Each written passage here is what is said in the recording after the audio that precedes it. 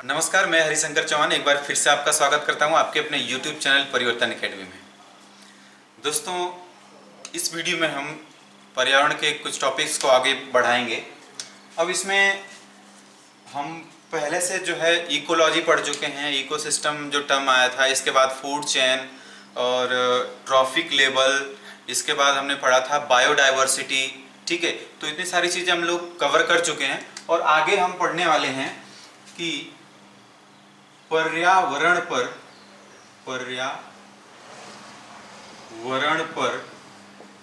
मानव का प्रभाव, इसे हम इंग्लिश में ह्यूमन इन्फ्लुएंस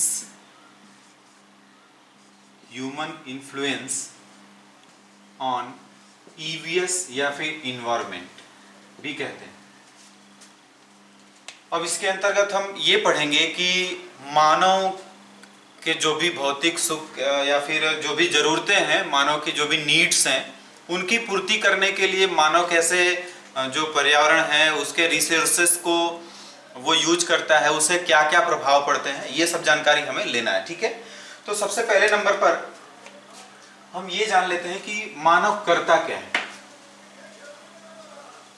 मानव जैसे ह्यूमन जो भी होता है, उसकी जो भी जरूरत है, जो भी उसकी नीड है, उसको पूरा करने के लिए वो क्या करेगा, component of EVS. Component of EVS का मतलब इन्वायरमेंट। इसको जब ये यूज करना चाहता है तो वो करता क्या है, तो जब इसको यूज करना चाहता है तो उसके लिए उसको कुछ आविष्कार करने पड़ते हैं, कुछ इन्वेंशन करना पड़ता है, उसे कुछ इन्वेंट करता है या फिर रिसर्च करता है। वो क्या करता है, कुछ इन्वेंट करता है या फिर रिसर्चेस करता है।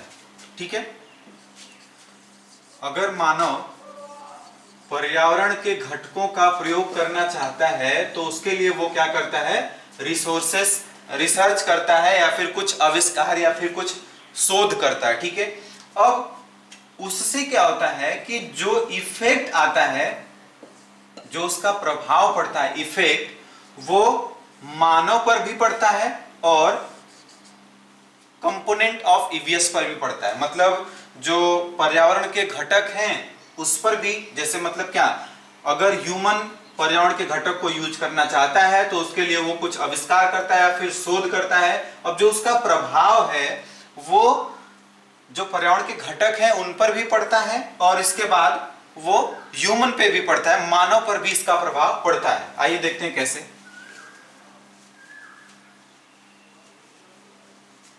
अब जैसे मान लीजिए जो नदी का पानी है या फिर जो पहाड़ों में कई जगह से होकर के जो पानी एकत्र हो जाता है। ठीक है, तो जब मानव पानी का उपयोग करना चाहता है, जो नदी का पानी है उसको यूज करना चाहता है, तो उसके लिए वो बनाता है डैम का मतलब बांध बनाता है।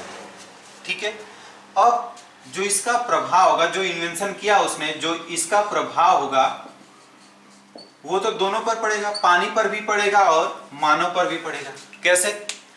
अब ढेर सारा पानी एक जगह एकत्र हो जाएगा। इसके बाद जब मान लीजिए कि ढेर सारा पानी एक जगह एकत्र हुआ तो पहले पानी कम था, पानी ज्यादा हुआ, मतलब इसका प्रभाव पानी पर भी पड़ा। इसके बाद जब ऐसा मान लीजिए कि अगर वो बांध टूट जाएगा, जब वो बांध टूट जाएगा तो उसमें जितने जलीय जीव रहेंगे उनकी भी मृत्यु हो जाएगी। इसके बाद आसपास के जितने क्षेत्र होंगे, पानी इतना ज्यादा एकत्र हो जाता है कि जी आसपास के जितने गांव होते हैं, शहर होते हैं, उनको भी वो क्या कर देता है, तहस नहस कर देता है। इसलिए क्या होगा, वहां पर प्रदूषण फैलेगा, महामारी आएगी।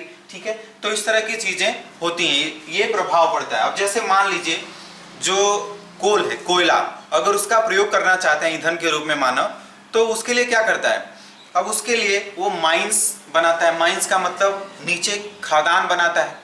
ठीक है, जब नीचे खदान बनाता है, सुरंग बना करके, तो कभी कभी ऐसा भी आपने सुना होगा कि जो खदान थी वो नीचे धंस जाती है, उनका वहां पर भूस्खलन हो जाता है, नीचे जमीन धंस जाती है। इससे जितने अंदर काम करने वाले कर्मचारी होते हैं वो भी मारे जाते हैं। ऊपर जितना क्षेत्र बसा हुआ है या फिर पेड़ पौधे हैं उनको भी हानि होती है। मतलब यहाँ पर पर्यावरण भी प्रभावित हुआ, इसके बाद जो मनुष्य उसमें काम कर रहे थे, जो भी ह्यूमन काम कर रहे थे, वो भी प्रभावित होते हैं। ठीक है, अब हमें एक चीज नोट करना होगा कि इस धरती पर जो कुछ भी है वो एक्स्ट्रा नहीं है। मतलब जो कुछ भी है इस धरती पर, चाहे वो पानी हो, चाहे वो हवा हो, चाहे वो कोयला हो, चाहे पेड़ पौधे हो, चाहे जीव जंतु हो, ठीक है, वो कुछ भी एक्स्ट्रा नहीं है। सबका अपने आप में कुछ ना कुछ महत्व है। अब इसका आप अच्छा प्रभाव देखेंगे फूड साइकिल में। फूड साइकिल में मतलब जैसे ही अगर किसी एक कंज्यूमर की अगर ह्रास हो जाती है, हानि हो जाती है, या फिर अगर कोई एक पौधा ही नहीं रहा तो फिर बाकी की सारी पीछे के जितने भी फूड चेन में जो भी आप देखेंगे जितने भी जीव होते हैं वो भी प्रभावित हो जाएंगे। ठीक है, तो जो भी पर्यावरण में है, जो भी इस धरती पर है, वो क्या है, अपने आप में 100% है, या फिर अपने आप में वो एक्स्ट्रा नहीं है। जो कुछ भी है वो सीमित है। फिर इसके बाद अगर आप उसका प्रयोग करते हैं, उसका दोहन करते हैं, तो अगर आप दोहन करते समय अगर ज्यादा की मात्रा में आप अगर उसको यूज करते हैं, जो भी मानव की जो उनकी आवश्यकता है उनकी पूर्ति के लिए, तो उसके लिए पर्यावरण पर भी ज्यादा प्रभाव पड़ता है। अब इस प्रकृति में जो कुछ एक्स्ट्रा है, तो जो कुछ भी एक्स्ट्रा है वो है प्रदूषण। इस प्रकृति में जो कुछ भी एक्स्ट्रा है वो क्या है, तो वो है प्रदूषण। और प्रदूषण होता है इसलिए पर्यावरण को भी नुकसान पहुंचता है, मतलब ईवीएस को भी नुकसान पहुंचता है और मानव को भी नुकसान पहुंचता है। ठीक है, अब इसमें हमें पहले नंबर पे पढ़ना है वनों का कटाव। ए नंबर पर हम पढ़ेंगे वनों का कटाव। वनों का कटाव का मतलब हम इसे इंग्लिश में डिफॉरेस्टेशन भी कहते हैं, डिफॉरेस्टेशन। अब सबसे पहले जान लेते हैं कि जो वन है ये हमारे लिए क्यों महत्वपूर्ण है। तो ये पूरे स्थल भाग का, इस पृथ्वी पर जितना भी स्थल भाग है उसका 30% भाग फॉरेस्ट में आता है। लगभग 30% भाग जो है वो क्या है, उस पर जंगल है। ठीक, अब जंगल से हमें लाभ क्या क्या होते हैं, तो अगर इसके लाभ की बात करें तो सबसे पहला लाभ ये है कि हमें मिलती है शुद्ध हवा। जंगल से हमें क्या मिलती है, शुद्ध हवा मिलती है। अब शुद्ध हवा कैसे मिलती है, जब ये पेड़ पौधे जितने भी होते हैं, पेड़ पौधे जब अपना भोजन बनाते हैं, जब ये पेड़ पौधे अपना भोजन बनाते हैं या फिर जब ये श्वसन की प्रक्रिया करते हैं, जब पेड़ पौधे श्वसन की प्रक्रिया करते हैं तो उन्हें हवा, पानी, सूर्य की रोशनी के साथ साथ CO2 यानी कार्बन डाइऑक्साइड की भी आवश्यकता पड़ती है।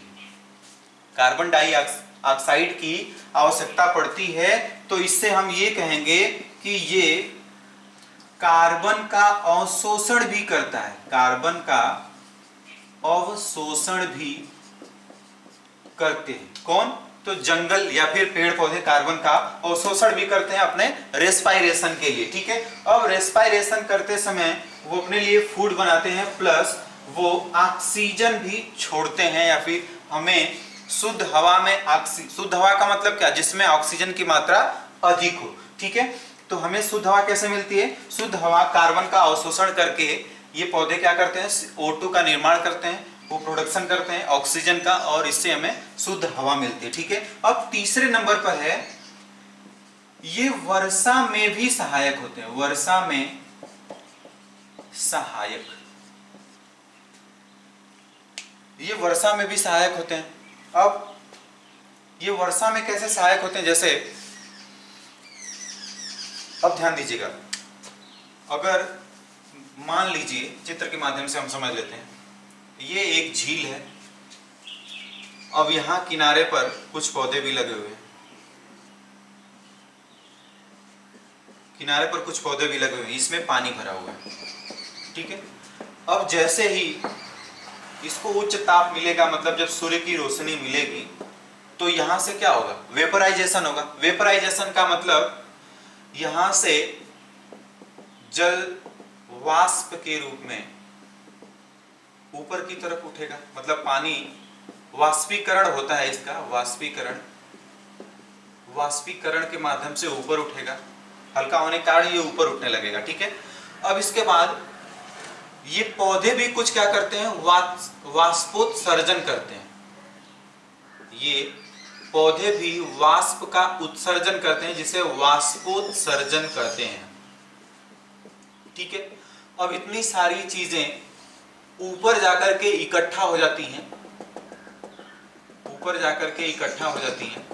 तो ये एक बादल का निर्माण करती हैं। किसका निर्माण करती हैं, तो ये जितने भी जलवाष्प हैं ये ऊपर जाकर के एकत्र होती हैं और ये एक बादल का निर्माण करती हैं। फिर बादलों में संघनन होता है और संघनन की क्रिया के बाद बारिश भी होती है, मानसून का निर्माण होता है, जो मानसून निर्माण में सहायक होते हैं ये पौधे, ठीक है। तो वहां से बारिश भी होती है, इस कारण ये क्या है, तो बारिश में भी सहायक है, ठीक है। अब ये जो डिफॉरेस्टेशन होता है, ये होता क्यों है, मानव क्या करता है, क्यों डिफॉरेस्टेशन की आवश्यकता पड़ती है, तो ये समझ लेते हैं। पहले नंबर पे तो शहरीकरण तेजी से हो रहा है, जगह जगह पेड़ों को काट करके वहां की वनस्पतियां नष्ट करके शहरीकरण हो रहा है, बिल्डिंगें बनाई जा रही हैं रहने के लिए, ठीक है। इसके बाद तेजी से औद्योगिकीकरण भी बढ़ रहा है, तेजी से औद्योगिकीकरण भी हो रहा है, इसके कारण भी वनों की कटाई होती है। अब तीसरे नंबर पे आपने सुना होगा झूम खेती के बारे में। झूम खेती के बारे में, जैसे जहां पर पौधे होते हैं वहां पर ढेर सारी फर्टिलाइजेशन होता है, मतलब वहां की जो भूमि उर्वरता है वो अधिक होती है।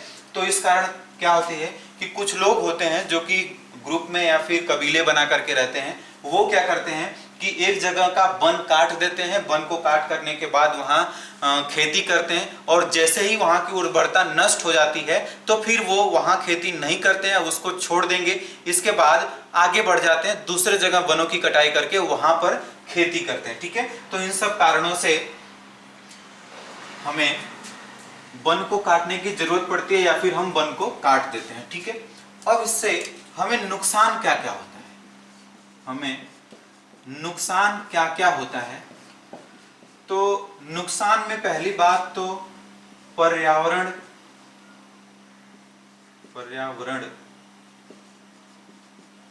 प्रदूषण बढ़ता है, पर्यावरण में प्रदूषण बढ़ता है।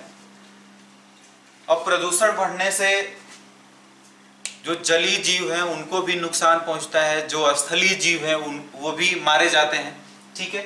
तो प्रदूषण बढ़ता है। दूसरे नंबर पर वर्षा में कमी होती है, वर्षा में कमी होती है। वर्षा में कमी का मतलब जब ज्यादा पेड़ पौधे नहीं होंगे तो इससे मानसून नहीं बनेगा, और जब मानसून नहीं बनेगा तो वर्षा भी कम हो जाएगी। इसके बाद मृदा अपरदन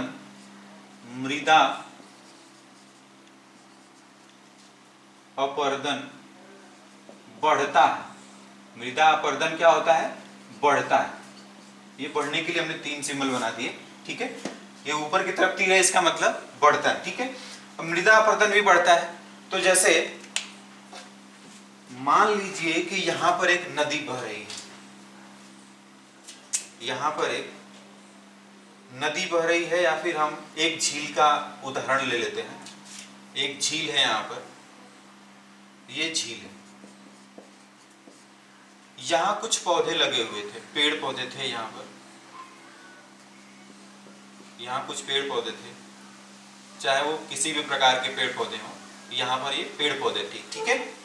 अब इसकी जो रूट्स होती हैं, रूट्स दूर दूर तक क्या करती हैं, तो ये मिट्टी को जकड़े हुए होती हैं। रूट्स क्या करती हैं, तो ये मिट्टी को जकड़े हुए होती हैं अपने अंदर, जिससे अगर यहाँ पर बारिश के माध्यम से या फिर किसी माध्यम से जब पानी गिराया जाता है या फिर वर्षा होती है तो उस समय जो सॉइल इरोजन है वो बहुत कम होता है, मतलब जो मृदा अपरदन है बहुत कम की मात्रा में होता है। अब हमने किया क्या कि यहाँ पर लकड़ी पाने के लिए या फिर शहरीकरण के लिए हमने क्या कर दिया, यहाँ के पेड़ों की कटाई हमने कर दी।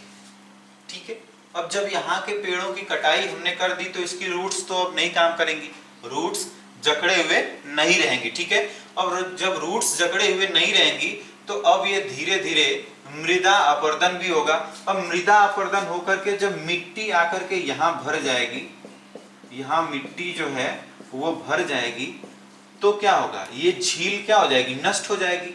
इस कारण से मृदा अपरदन के कारण झील नष्ट हो गई। अब जब झील नष्ट हो गई तो जो उस झील का जो इकोसिस्टम था वो भी प्रभावित हुआ, मतलब वो कुछ वहां पर कुछ बचा ही नहीं।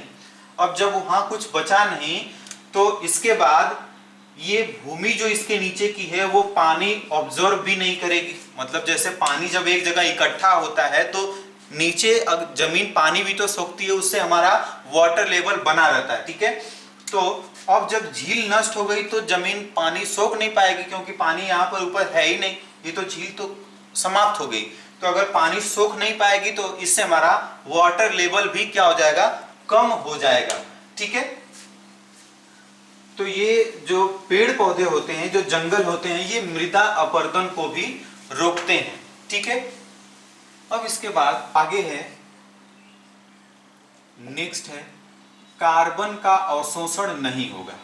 कार्बन अवशोषण कम हो जाएगा, मतलब अगर जंगल ही नहीं रहा तो जंगल नहीं रहा तो वहां के आसपास से जितना भी जो कार्बन का उत्सर्जन होता था वो जंगल क्या कर लेता था, तो अपने रेस्पायरेशन के लिए, जो पेड़ पौधे होते हैं वो अपने रेस्पायरेशन के लिए कार्बन का अवशोषण कर लेते थे, उसको ऑब्जर्व कर लेते थे।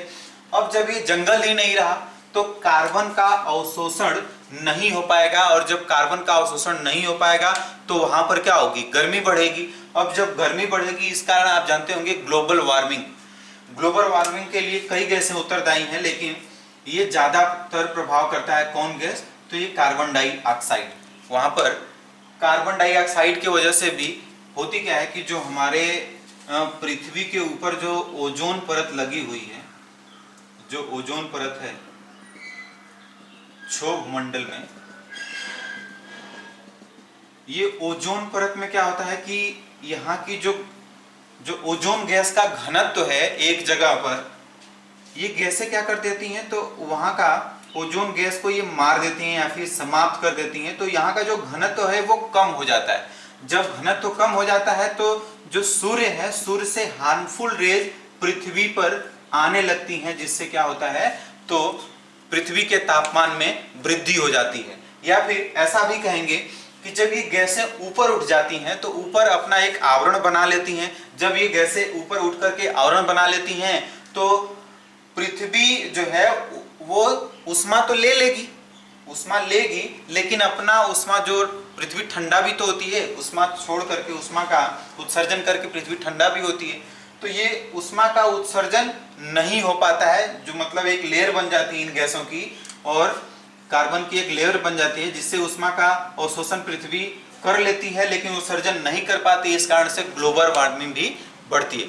ठीक है, तो आई होप इतना आपको समझ में आया होगा अच्छी तरीके से। अगर कोई भी इसमें कोई आपको डाउट हो, पिछली क्लास में जो भी आपको डाउट है, तो उसको आप कमेंट के माध्यम से बता सकते हैं। इस वीडियो के लिए सिर्फ इतना ही। बहुत बहुत धन्यवाद।